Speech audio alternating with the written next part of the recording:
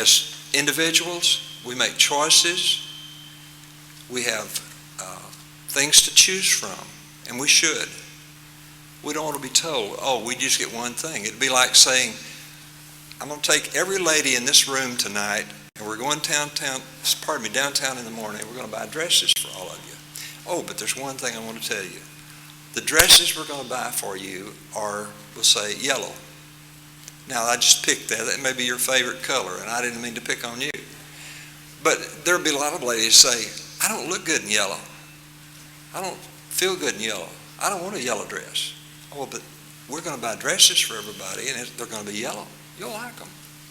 That's what government care is trying to do. One size fits all. And whether you like it or not, you wear it.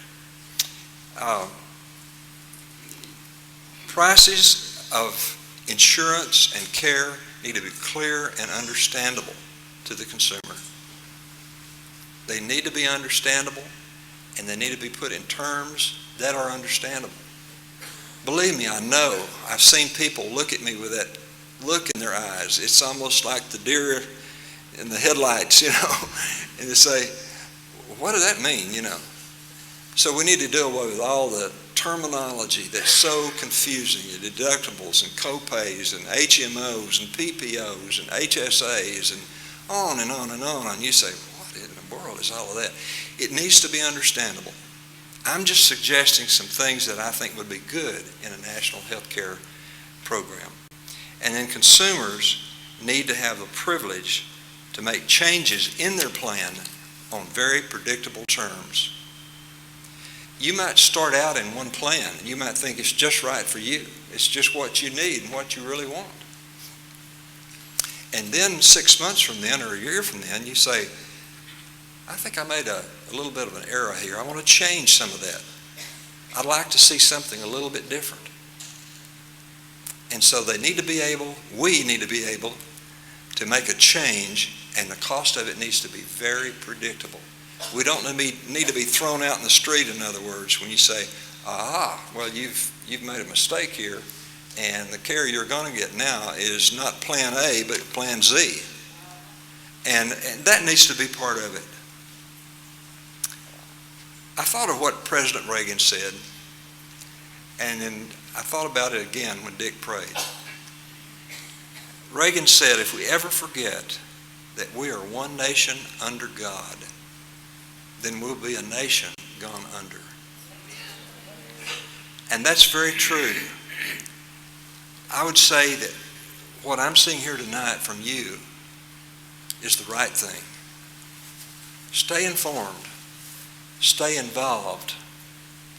Pray a lot. And I think we're going to win this thing. It's already changed a lot, but I think we're going to win it.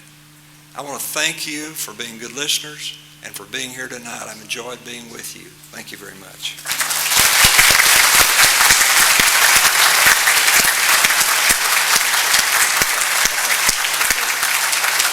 Ladies and gentlemen, because of a previous scheduling conflict, Mr. Baucom has pushed a prior engagement back some to attend our forum tonight, but he's graciously agreed to stay a few more moments and field a few questions if anybody has any questions for him before he has to leave.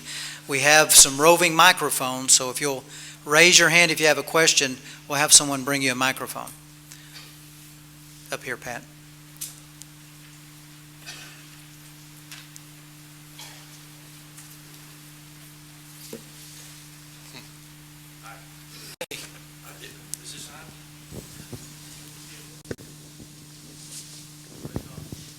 Is that better?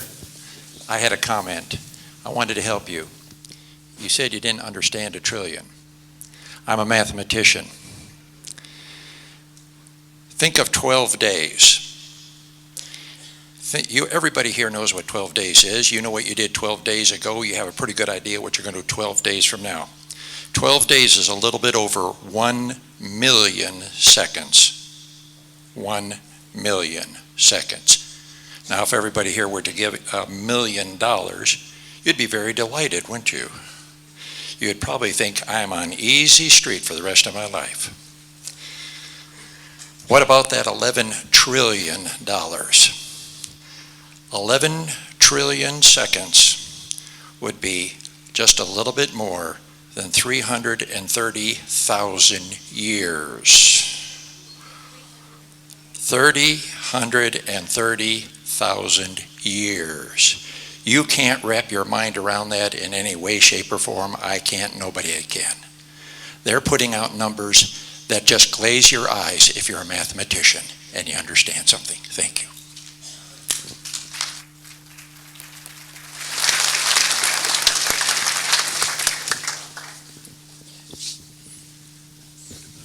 Understand it from the insurance perspective. Does this mean that Medicare as we now know it and the supplements that we now purchase disappeared? If I had the answer to that, I really don't know, Charles. I really don't know.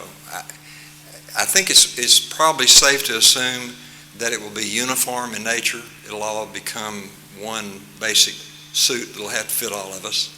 That's the best answer I can give you. Doesn't the fact that you don't know scare you all by itself? Yeah, there's so much you don't know about any of it. It's amazing. What's your experience on that? I was going to speak a little bit to this in my talk, but the way they're planning to finance this is by between 500 and 800 billion with a B $1 million of cuts to Medicare.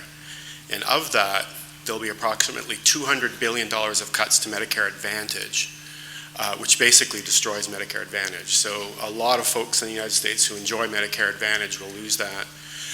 The second thing, and I'm going to talk about a little bit this in my talk, by cutting $500 billion to $800 billion of Medicare, basically what that means is, number one, reduced services, which means denial of care, and the second thing will be a reduction in reimbursements to your physicians, which will result in the physicians rejecting a lot of Medicare procedures and Medicare patients. Folks, thank you for I had one more question. one more question. Okay, David, we got one more. If you One of the things that's been proposed, thrown around in the past for helping to cut costs is tort reform.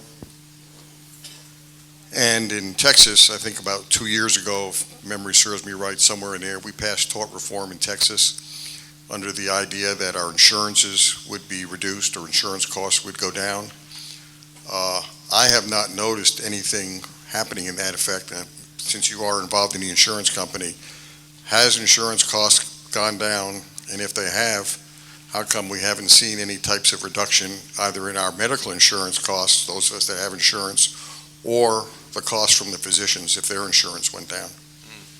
Well, that's an excellent question, and I do know that medical malpractice insurance has gone down in cost around 12 to 14% a year each year since about the last 3 or 4 years. The legislation you spoke of went into effect in '03, and the number of runaway lawsuits, you call them, has gone down dramatically.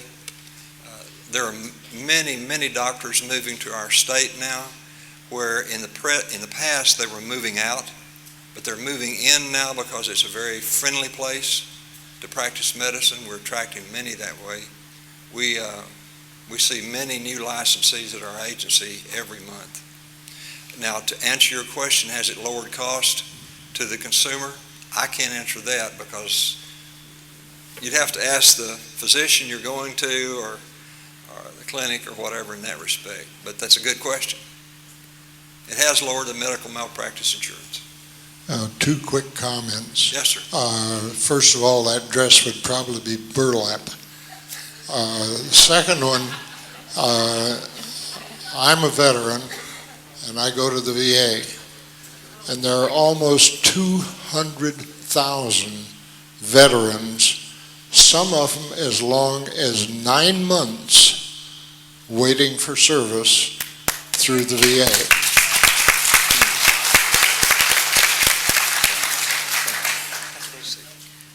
Thank you, Mr. Baucom, for taking some time out of your busy schedule. David Baucom, folks.